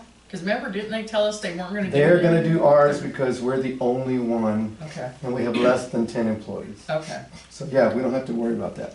okay, I forgot to mention one more thing about that, now that you brought that up. okay, The cost factor for the accounting firm is gonna go up too, oh, cool. because of the bond, handling the bond and Oh, setting yeah, up the yeah. accounts and all that. So I just Yeah. wanted to make you guys aware of that, so you don't get shocked on that. I just figured it was gonna be across the board 15-20% because of COVID. So, like everybody else is doing, so, Yeah, no, it's because of the Okay. bond issues. okay. So, do we wanna go down, oh, Now, there are other things that I'm currently still operating on, for instance, even with the FEMA project. I'm trying to work with them to transfer that to Taylor, okay, because he's the engineer, he will be the engineer on that project. Dealing with the feds is a little bit of an issue, they don't like changing, but I've been working with them already, so I'm trying to so is it transition looking that. like we're gonna get any money from them? We're still Speaking of- eligible for $260,000 of the original Right. engineering estimate. Okay. Anything that's past that, we're gonna have to absorb Right, within a certain limit, because there is a cushion in there, we can increase it based on, there was X amount of square footage here, but when we actually tore the wall out, there's twice as much, then there is some allowance for that. But that's subject to obtaining a core permit, is that right? We do have the core permit, You have the core permit? yes. Now we're just working with FEMA. Yep, I got that now, Got it, okay, okay. so, good job. yep. That was- Davis or Paul, do you have anything to add to the potential management transition? The only thing I will say is, you know, Richard obviously and his team, you know, do a ton, right? You know, where all the bodies are buried. Richard's been out here, you know, touching every pipe, nut, you know, piece of equipment for a long time. And so my suggestion would be to come up with an overlap structure that, I think we had discussed a year, keeping them a year and making sure they kept the employees for as long as the employees wanted to stay, or, right, Whatever. yeah, exactly, come up, I mean, you obviously have employees to consider and, you know, all of that, so, my, you know, strong, I mean, it is not as though, you know, if everyone left one day, an operator would be able to show up and just, Yeah, right, you know, operate the facilities Correct. next. I mean, they could go out to the plants, right, and Right. kind of do the basics, but they're not gonna know where all the pipes are Right. and all the files are and all the information is, so. Well, There's gonna be a lot of information. and I can to tell you absorb. from my experience, Richard came over and found where the sewer line. sewer line went into my house, and how many, 2 plumbers were out there and couldn't find it? Oh, yeah. Yeah, Yeah, so, yeah, Well, that sewer line came out of your house, not into your house. don't even talk about that sewer line. Don't even go there. When it backs up, it does the opposite. Yeah, let's not even talk about that right now. But even when the time is that you do that, I understandably would deal with that, because Davis is right, there's a lot of stuff. Management companies can come in, they can take, in 3 months, they'll have the plant up and running. Right. I'm not worried about that, because that's what they do for a living. It's looking at stuff that they don't know about, Right. particularly the way the plant operates is totally different than other plants. Well, would a year give you enough time to get them up to speed? Oh, yeah. A year and whatever, by the time we got them, probably 11 months, 10 months? Yeah. Okay. So that's just what I'm looking Yeah. at. I mean, even though I'm not the one that brought this up, but I'm just looking at, you know, what happens down the road when you decide you want to retire. We got to have notice and we got to be Oh, yeah, of course. ready to go. Because I know from other, not just MUDs, but utility districts, there's nobody out there anymore that you can hire to do this. No individuals. Not that I could find. And I was looking for a year and a half. Unless you wanna build one in a year's probably not enough time. Well, there just aren't people out there to do Yeah, it. people There that aren't- wanna run it. Yeah, The Yeah. licensing requirements and Yeah, all of that stuff is and it's and I'm kind of unique, and I probably shouldn't have put myself in this corner, but, you know, I mean, I can operate as well as manage, as well as handle the financial, and most of the legal stuff, which, like I said, I'm turning back over to Tim. So trying to find somebody that knows all of those things is really gonna be hard to do. so do we want to pursue this, we think, or Oh, yeah. table it? How would you suggest we pursue it? Do we get people to come? I say we get look at it, management give us companies, quotes, yeah, we get management companies to come give us a, Before we can make a Presentation. decision, we have to look at, you know, Well, we're I'm spending not asking you to make a $20,000-$35,000 decision. a month on personnel. right. And we're not asking to make a decision tonight, No, I'm I'm not just, do we saying want to that. pursue But do we exploring want it? to get some of these management companies to come out and give us quotes and give us idea what they can or not do, That's, can or won't? Yep. I mean, that, to me, that'd be the way to Right. start, but I don't know anything about it. well, who were you on the committee with? Or was it just you? Didn't we have a It committee was, on the management? me and Gerard, Okay, and he didn't show up, okay. so it was me. What happened to all those companies that came out? You and have looked at the 4 plan? proposals, Yeah. right? Yeah. And One of them is now gone. yeah, one of them contacted me and said, or I had a exchange with, and they said that they have too much business. Right. Yeah. Yeah. But And you I don't have- think, oh, it must have been if Gerard was on there with you, Tom must have been on the board then too, because I was thinking it was before them. I didn't mean to interrupt you, No. but I was thinking it was before them, Before who? you and Gerard being on the board when we discussed it.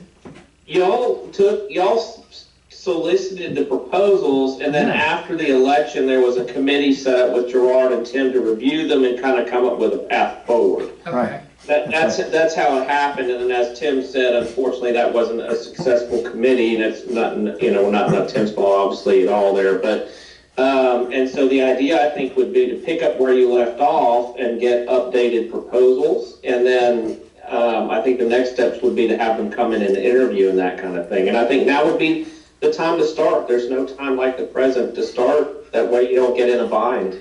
Yeah, and we've only got, if we only had 4 Yeah. proposals to begin with and one's withdrawn, we only have 3. You have Right. So why not have 3 come in and give Three us strong presentations? So they are all, I will say, reputable Yeah. operators that we have had good experience with.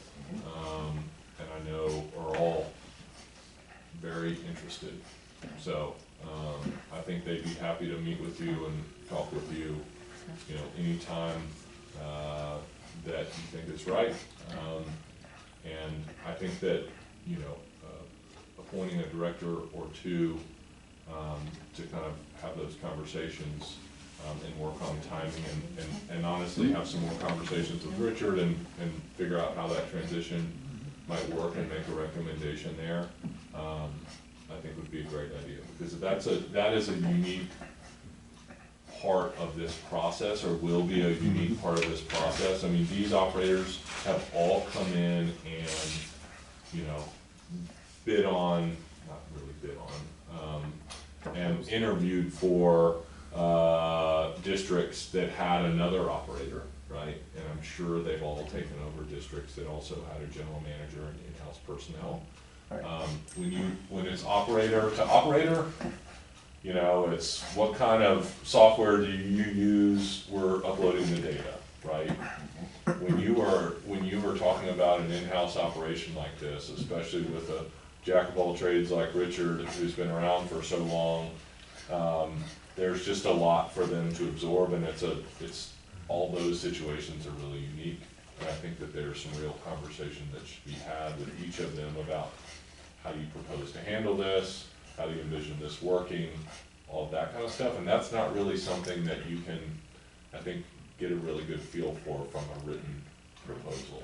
Should we invite them to next month's meeting and like interview them one at a time, or let them make a presentation, or what? My thought is that you appoint a committee of 2 to go out, talk to all 3 of them, really get the proposals and all the information where you want it. The hard part about the proposals is they're never gonna be perfectly apples to apples, right? Their structures on how they do things will always be a little bit different. One of them is gonna own, you know, maybe own a piece of equipment that where the other one subs it out. They might do their billing a little bit differently. I will say that hiring an operator is much like, you know, when we had the conversation about hiring a new engineer, right? You can sit there and look at rates and, you know, all of that stuff is really important. But in the end, you know, none of these 3 operators are ones that I've personally seen or would call, you know, uniquely expensive. They all kind of know where the market is, and you know, unless you can predict exactly what, let them both do the exact same job, right? It's very difficult to tell exactly who's going to be, you know, they're all going to be, I would expect them all to be pretty close. So it's important that you hire someone that you have a lot of confidence in, and have a long-term, you know, business relationship with, and think is going to do a really good job with your facilities. And those are the things that I would really focus on. And like I said, I think they're all 3 qualified candidates that, you know, our clients have had a good relationship with. But if there's another one that y'all want to look at, you know, please, you know. So, since we had one person that was on the committee who apparently didn't show up, can we appoint someone else to that committee? You can absolutely appoint Start all over. 2 directors. Yeah, now, what I can do is I can resend out the information that we collected last time from those 3 companies, and I can let them all know to expect to hear from, you know, 2 board members. You know, maybe y'all go meet with them for a little bit here, there, wherever. And I say y'all meaning the committee of 2. Talk with Richard. You know, Richard could be a very, you know, valuable part of this process too. And just decide how and when you want to come back to the board with a suggestion, if that makes sense. Well, since Tim, I'm gonna make a recommendation, since Tim's already been looking at it and researching it, that he be on the committee, that he stay on the committee. Either one of you guys wanna be on the committee? I can't commit to anything right now this time of year. I'm really serious about not running, and I'd hate to start this process, this year-long process or whatever, getting into not being able to finish. Well, we got to change your mind about running. That's right. I'm about to retire, which means I should have plenty of time, That's right. but I'm planning on being on the road a lot. At least the early part of my retirement. See the kids, just Good. when something pops up. Good for you. Well, you can't accept. Well, that kind of narrows it down. Kind of narrows it down. All eyes on you, Tom. Okay, there you go, Tom. I'm sorry, Tom, I didn't mean it, but I just, Are you good with it? Yeah, I have no problem with it. Okay. I wouldn't mind being involved, but I wanna, like I said, I'm just sitting here looking on a piece of paper, so no, I can't make a decision, we gotta start. Absolutely. Right. We gotta figure out Right. who the players are, what they're gonna do for us, what they're gonna charge us. Right. You know. Well, I think we've already got 3 that we put out requests for. You want to know who the representative coming to your meeting is. Yeah. You want to look at their experience, the other districts that they operate, their capabilities, the equipment, all of that stuff. They're all gonna have, And then operators with water and wastewater licenses and be able to tell you that we they actually need operate. somebody that can be involved with parks as well now. Right, and Yeah. that may be something that they'll, help you with. You may have a, mowing contractor that, there are a bunch of different ways that you Yeah. can do that. Okay, Okay. Okay. I don't have a so problem. do we have to make a motion? To set up the committee? Yeah, Does it need to be a motion or just? I don't know. I think that's a good idea, I Okay. think we did that last time. Yeah, So, okay, all right.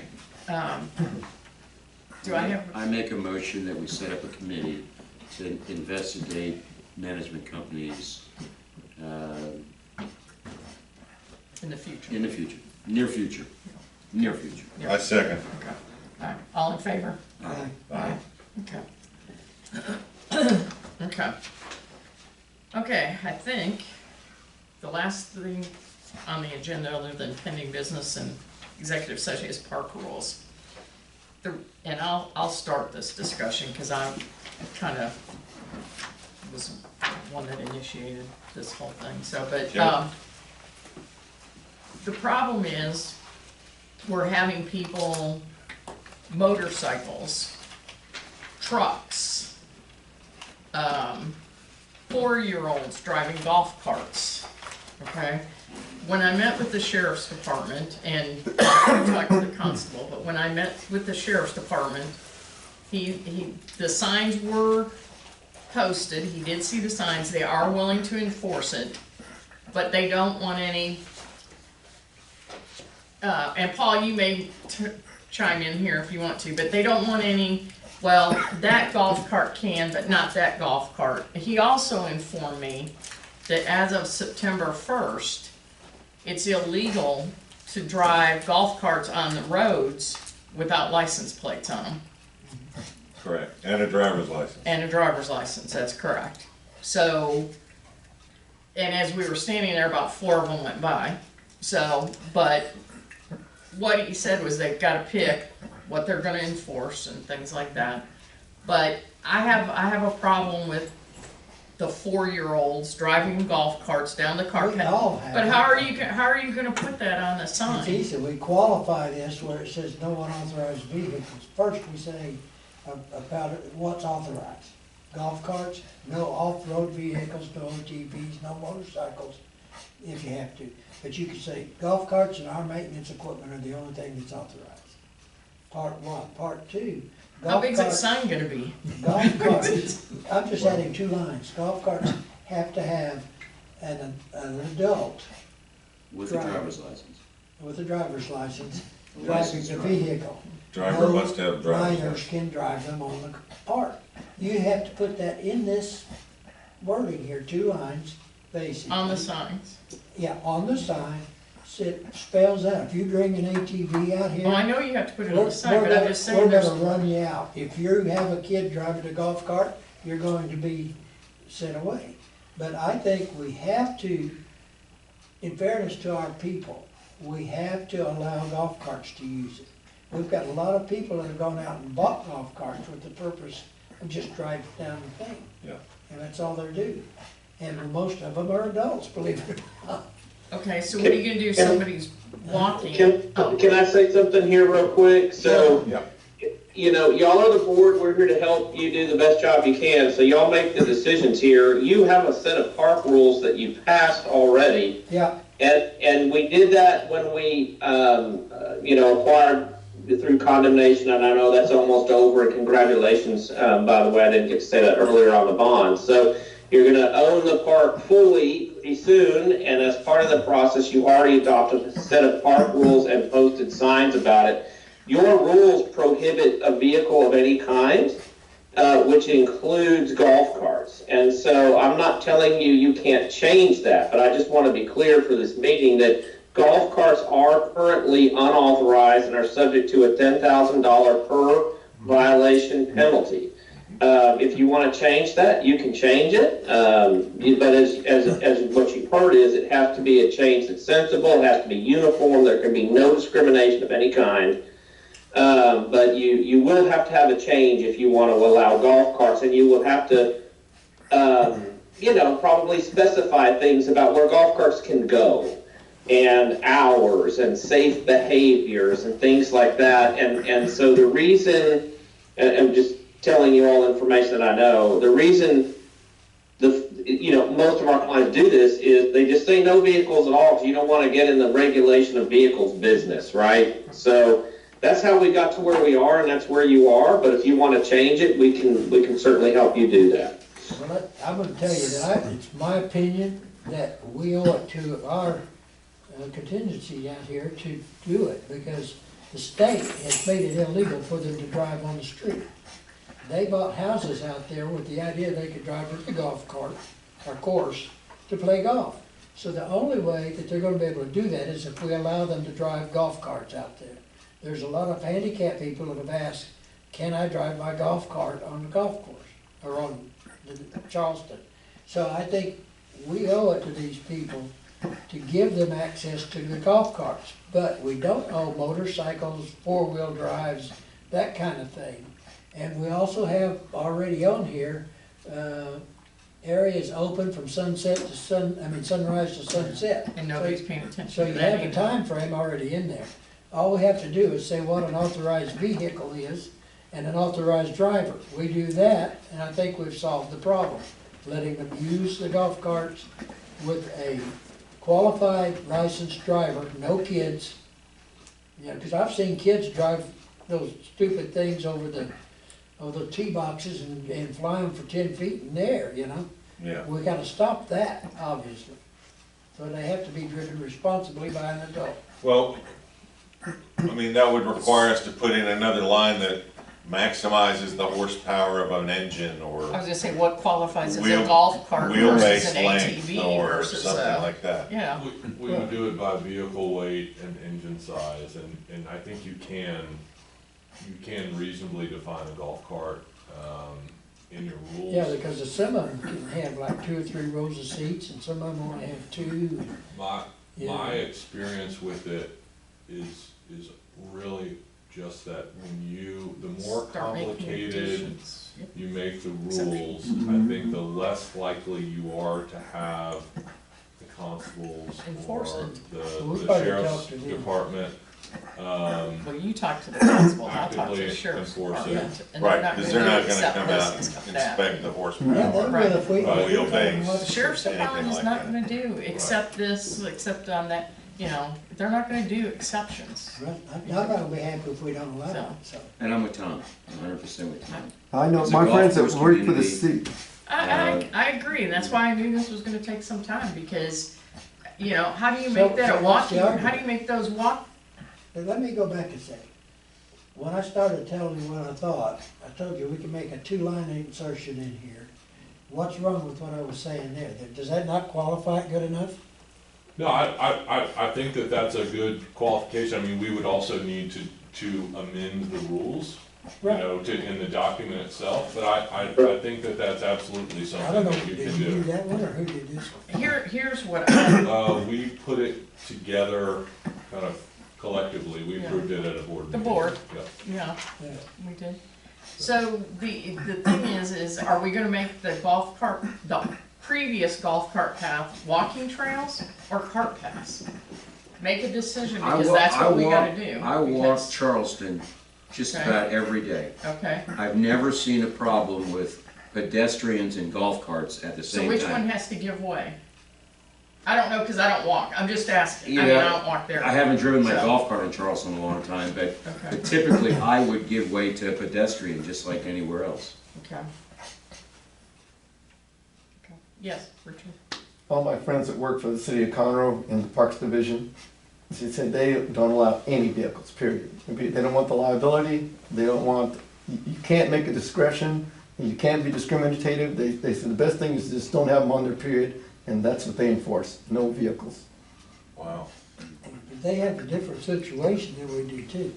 Like I said, we have Still a several park. hundred people that have bought golf carts on But they don't existing go golf up to Conroe carts. Country Club or whatever and close down a whole section of it and say, you can drive your golf carts over here, but you Yeah, can't drive them that's over right. here. Yeah. Sure. I just think we owe it to the people out there to let them use their golf carts.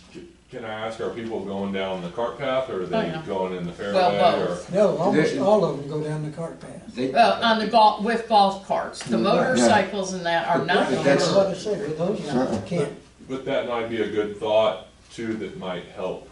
I mean, just kind of Right. thinking out loud, I mean, one of the ways, I have another client that has a similar situation, right? It's a large gated community, people have vehicles, they're starting to have problems with vehicles. They wanna develop a park, just like y'all are. And one of the things that we've kind of discussed and agreed there is that the best way to control vehicles is to give them some sort of defined place, right? You know that, you know, this is a vehicle place, or this is, you know, so people aren't jumping over what used So to be if the we- greens or Yeah. something like that. So if we give the golf carts a cart path, where are where are we supposed to walk? I think they can walk on the cart path. They do. I mean, that's like I They said, do that's it what, now. you know, I know in the last 2 years, there's been some kids or been adults or whatever that have violated it, but, I mean, I go in and out of there every day. I have not yet seen someone like you guys have. Okay. So I mean, it's maybe a timing thing or something, but, Yeah, because it's usually not in the morning, yeah, Right. so, I mean, that's when I Yeah. walk. It's sunset. it's, yeah, You know, nighttime, yeah. right, Summertime, the kids are gonna do there, and right, like I said, yeah. we're not gonna have a But you know what, we're not gonna most have- of them are not kids. That helps. Most of them are adults. Well, you know, and I will put this, when we had 27 holes, you know, especially back towards Brandon and stuff, you know, we had problems with people that bought houses on golf carts and didn't want golfers anywhere near their house. Yeah.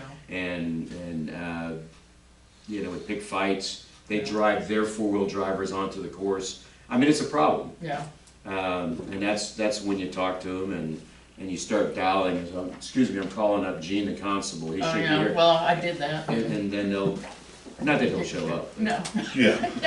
I mean, You have I mean, the rules in place now to address, That's right. to address the problem situations, Right. right? So if we wanna allow golf carts, then we need to write that into Right. the rules. That's what I'm saying. Right. Get that back in front of you.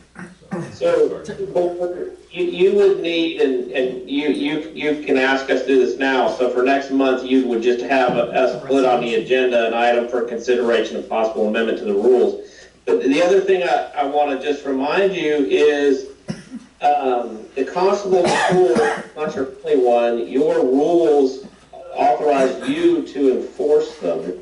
So, we have other clients that do this, you haven't done this yet, we would have to help Richard with the forms, but the district can issue a violation and set a hearing, and it's usually you do it during the meeting, because you don't want to have to come down again.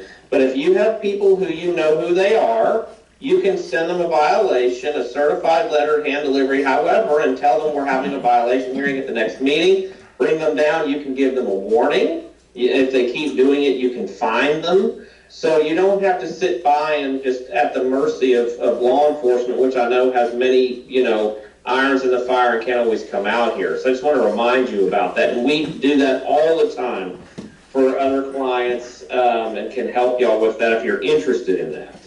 They don't just wad up the letter and throw it away and laugh or, I mean, they can, but then what happens is you fine them. And then they get a fine notice in the mail, and if they throw that in the trash, they get served with a civil lawsuit to recover the fine plus your attorney's fees. It's really no joke. And it may be that the first one or two do that, but once word gets out that you're serious about it, it will stop. Well, I can say this, I called the constable on one over on 2, they were running a 4-wheeler up on that thing almost every day. Yeah, and I called him and said, this is where they live, this is what they're doing, you go there and watch and you can't find them. within 24 hours, that thing disappeared. I know he Good. went over there.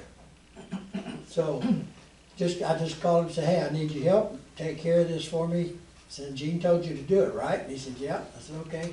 So he too went over and took care of it. And I haven't seen it since. I don't know what they've done with it. But I'm not gonna stop till we can approve this, and I'd like to go ahead and make a motion to authorize golf carts to use the cart pass with, And only the cart pass. Huh? And only the cart pass. Only the cart pass, and That's during probably the better. daylight hours and with a licensed driver, no juveniles. I would like to see that put on something like these rules or the new rules. I don't wanna wait another month or two. We've got a lot of people out here now that are using it regardless. You know, and let's get it straight. Let's get the motorcycles on. Can you and I'm asking Davis and Paul, probably Paul better. Can you require someone to be a licensed driver on private property? Yes. Well, you can set whatever rules you have that are reasonable. If you're gonna do golf carts, I think that generally implies you don't have to be 18 with a license or whatever it is. It's just something you'd have to think about, 16 or above, 16 with an adult or 18 and above, however you wanted to do it. Well, actually, the law, because I looked into it and I read it, the law says you must be a licensed driver, you must have a license plate, turn signals, brake lights, headlights.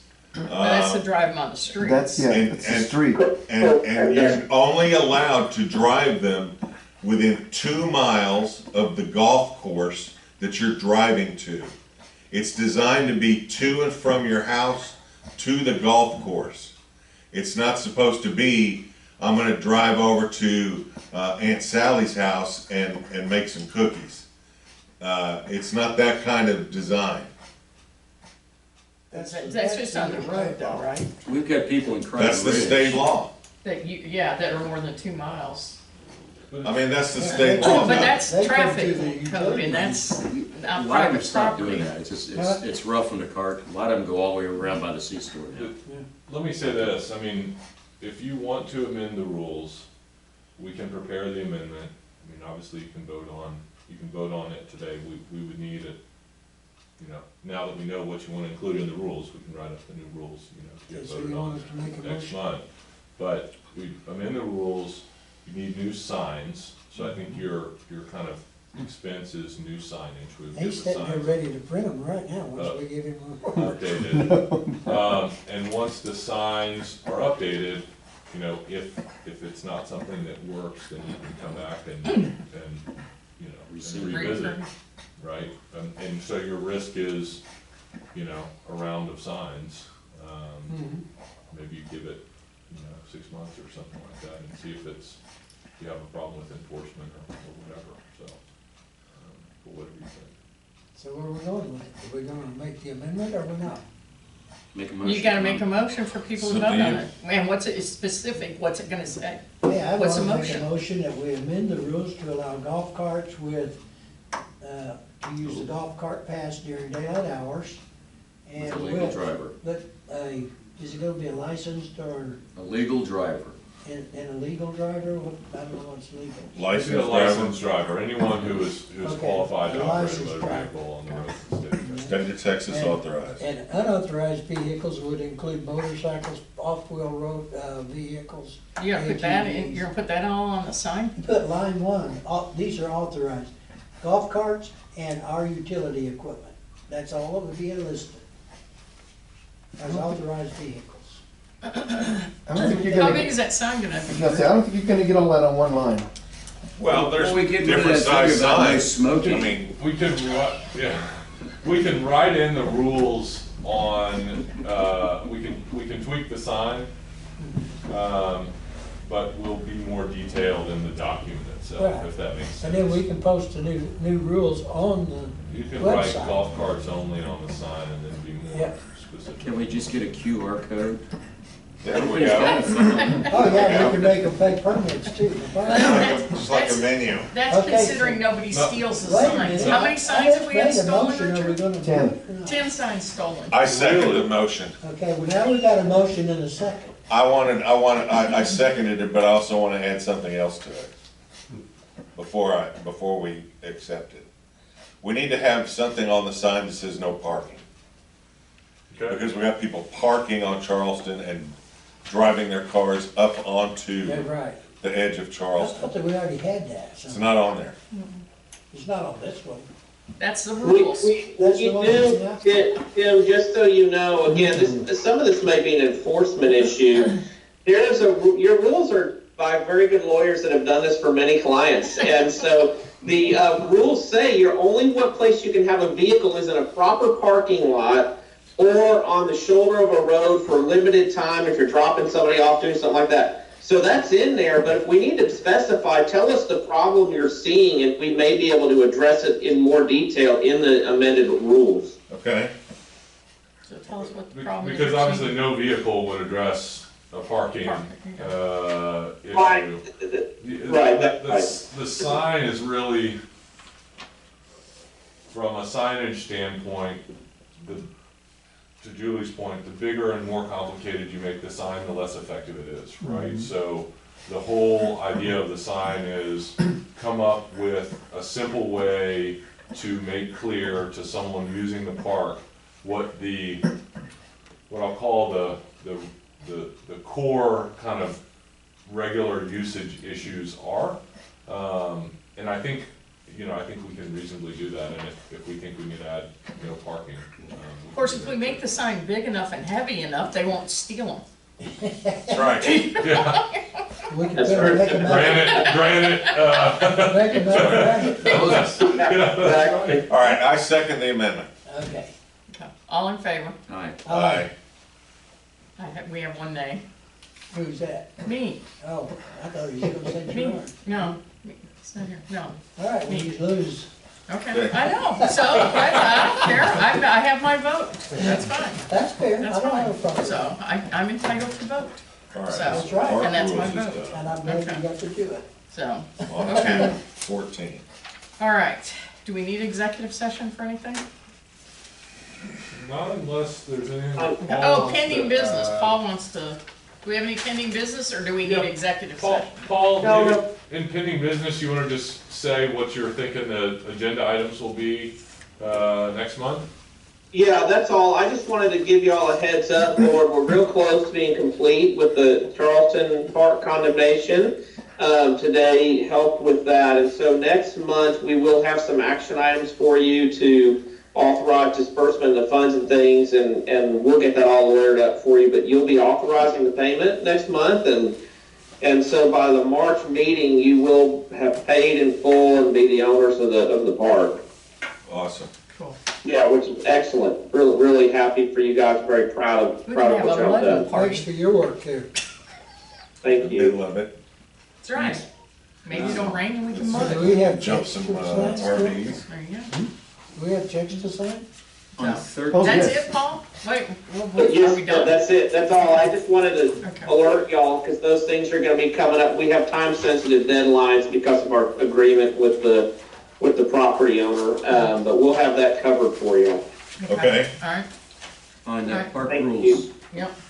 I was gonna bring up that, No smoking thing? no, Oh. that's all right. Okay. I'll take my chances with Gene. Okay. I smoke a cigar when I go out walking. Listen, I'm not, we just included standard rules, we sent them around, Do we need something else added? No, there's a Or take thing away- about the disc, Oh, yeah. Okay, Oh, Oh, Sure. yeah. Yep. okay. I talked to the, John So, Hofstra. wait a minute, nobody else knows besides you and I and Davis. Huh? So, just to fill you guys in, you wanna fill them in on what Yeah. your contact, so they know what you're talking about? There's a John Hofstra that works for Lone Star Disc, okay. the disc frisbee stuff. Put half of And it. Are he you listening to what approached they say? the owner of the golf course Right. to use Charleston, not knowing that he doesn't own it. So the owner passed it on to Doug Skinner, who forwarded it to me. So I talked with John Hofstra, and I brought up the part about them wanting to rent or lease, and that bringing in the fact, using it, tax-free funds for-profit might not be a great idea. He understood that, but he also mentioned that they would be willing to donate the Frisbee golf stuff and maintain it for the use of it. In my understanding, it's a public park, Right? so that's a use. It would run into parking problems. Yeah. And what's We the already, conflict with the one, the disc golf park? we already have a at the- disc golf he course. says that one is nice for just nice friendly games, but Just for like competition, tournaments, they need to be a lot farther apart. So I just told him we would discuss it. It's up to y'all, I mean, it's certainly it's a public park. If someone wanted to donate a basketball goal or a Frisbee facility or a soccer goal or anything else. But we have to you could guarantee certainly- their use Yeah, of it my on biggest certain problem with dates. this, the way it's structured, is anything you put out there on that property is gonna be in somebody's backyard. There's just no way around it. You know, so, I mean, do you want a dog park in your backyard? I don't. You know what I'm saying? Sure. That's the I biggest completely problem. understand. Well, I think But I that, do have a question for you, Paul. Once we get this done, we've got that pool sitting up here. Can we lease that, let's say, to the CIA, or do we just need to cover it up? What? You can work with the HOA, to take that over, right? There is an issue in using a facility that was financed with tax exempt bonds for revenue generation purposes. But if you entered into an operation and maintenance agreement with the CIA, for example, where they just would come in and be responsible for the operation and maintenance and repair and everything of the swimming pool and do that at their So it expense, doesn't then have to be leased, it just, they can be the operators. that's right, we could just contract with them to take care of it. Yeah.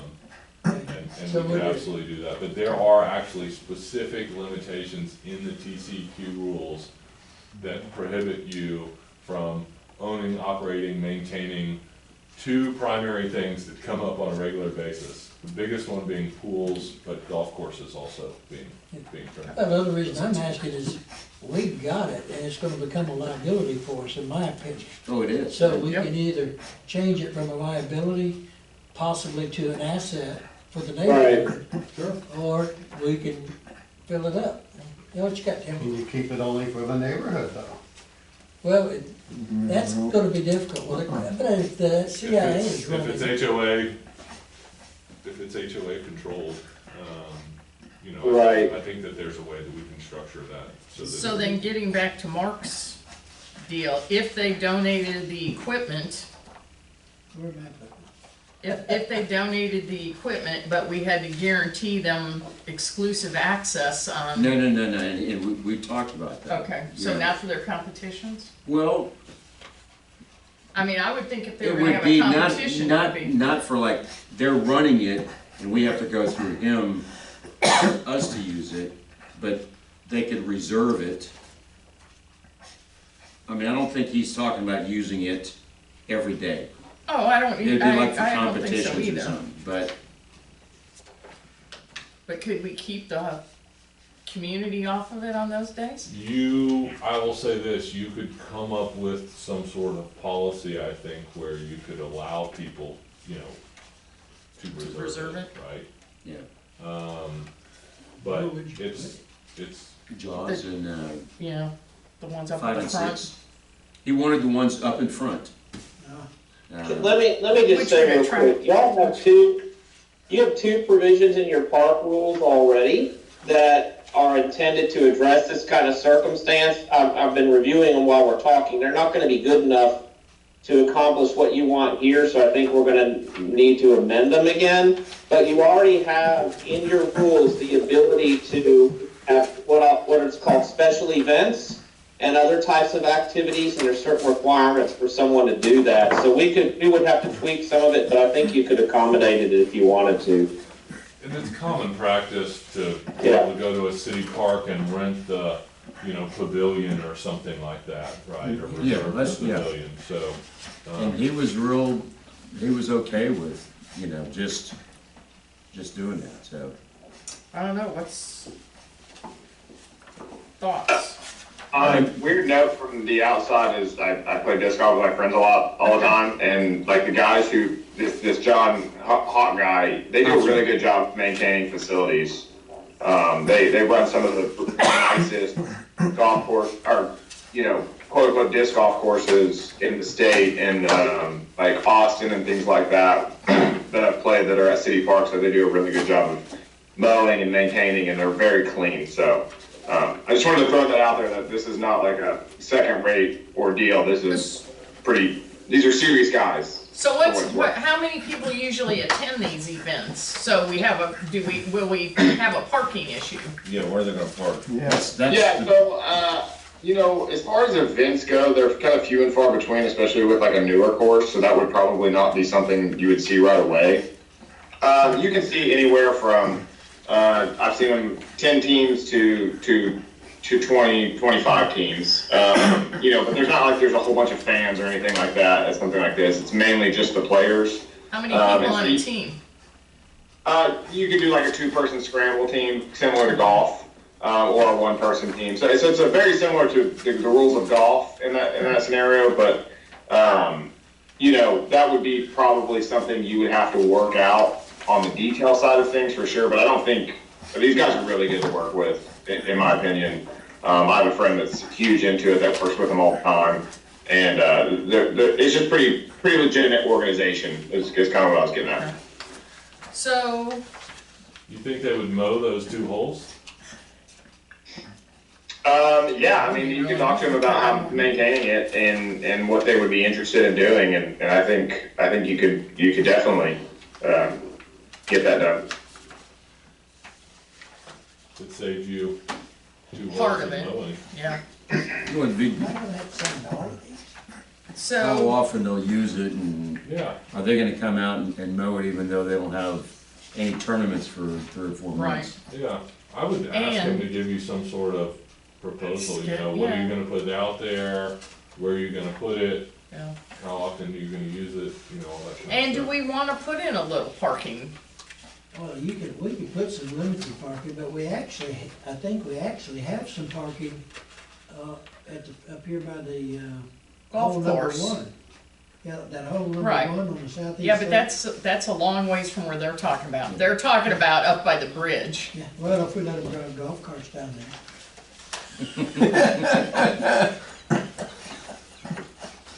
Oh, I've heard sirens. Yeah. I don't know, what are your thoughts? I don't have a we have, biggest problem would be parking and being in To me, the people's biggest neighborhood problem and would be throwing backyard. frisbees over the main road. Yeah. I I think the don't biggest think that's thing what would they be do, but- coming up with some sort of arrangement with them where if there was some unforeseen issue that arose, that they could take their, equipment out and Cancel whatever the move agreement on is. down the road, right? And one thing, So, I think it would be worthwhile for the board just to entertain it at a meeting, tell them, hey, come to the meeting and give us the pitch. I'll do that. Yeah. there's another Yeah. possibility Thank you. for parking though, there could be a lot of parking generated right around Tom Phillips Park there, which Yeah, is. charge for that parking belongs now. to the no, that would be the CIA's responsibility. But they would have to agree to let us do it, but you can get quite a few cars back up in there. That, and you could, across from the church, Yeah. if you could, it would take some money, but They could use the church parking lot. well, They could. we'd have It's to a long charge walk. the Deal- church. We wouldn't, they would. It's a long They'd walk have to though, work.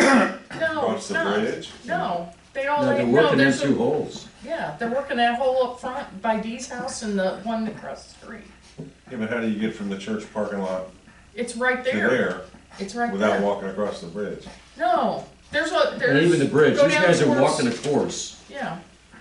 You go down towards, Mosswood and there's where you cut right into the hole. Oh, I didn't know that. Yeah. That's how they're driving across it.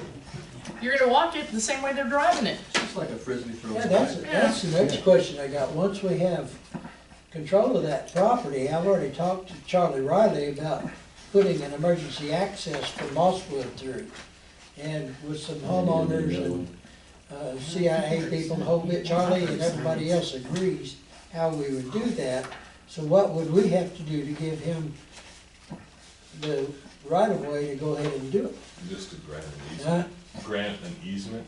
Okay, because that's what he's agreed to do, is he'll come in by our well number 3, and he'll put not a major highway or anything, just an emergency road coming out and coming back over to Terra Park, He actually just said all he was gonna do was use the golf cart path. basically, but he's gonna expand it a little bit.